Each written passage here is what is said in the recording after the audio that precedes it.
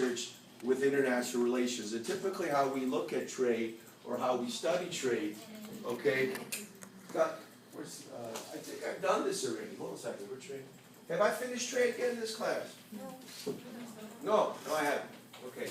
I gotta excuse me, I'm running a course in international political economy right now, which, by the way, for those of you, if you like, say, trade, or if you like economics, and maybe some of you do, international political economy is a field or a subfield, depending on how you define international relations. If a program is called a political science program, then international relations would be a subfield in the political science program.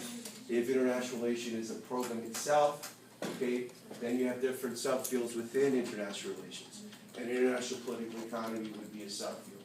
That is the study of state market interaction within the international arena.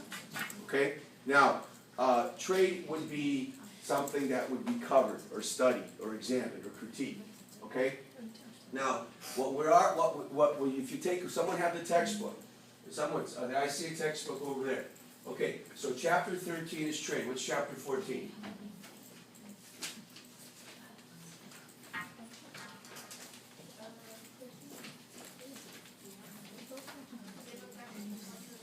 Okay, so now we're talking about demographic and cultural dimensions.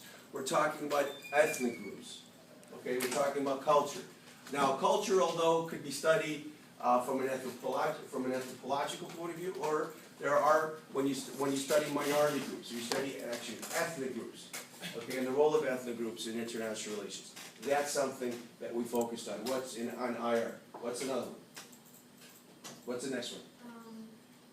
Promotion of Human development, okay? Knowledge, a knowledge economy kinds of questions. That is, when we're looking at human resources, intellectual capital, that's something that's studied. What's the one after that?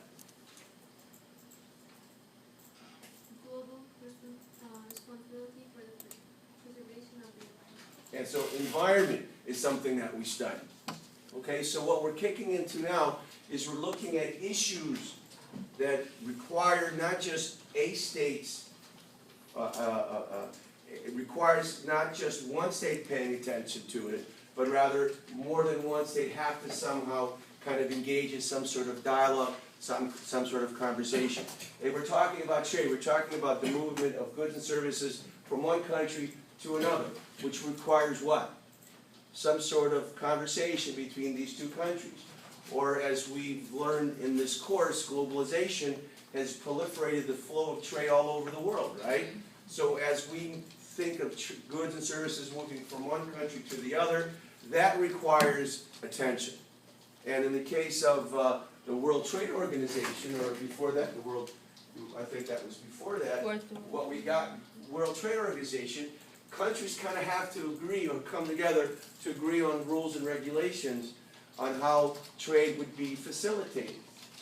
And in fact, in some cases, you have countries that kind of get together and adopt a regional approach. And if you recall, one of which is the paradigm that we've covered in this class that views regional organizations as viable, but considers global organization as somewhat weak. What's that?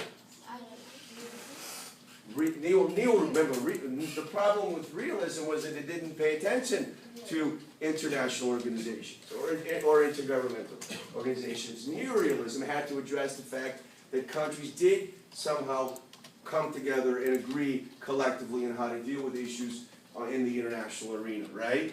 Okay, so we have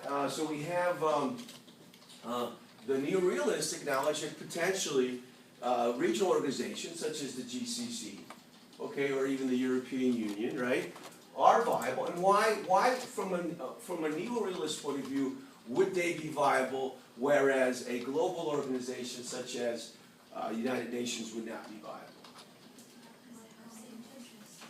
Interest, right? Now, it's important that whether one is a neorealist or whether is a neoliberal, the interest of the nation state is always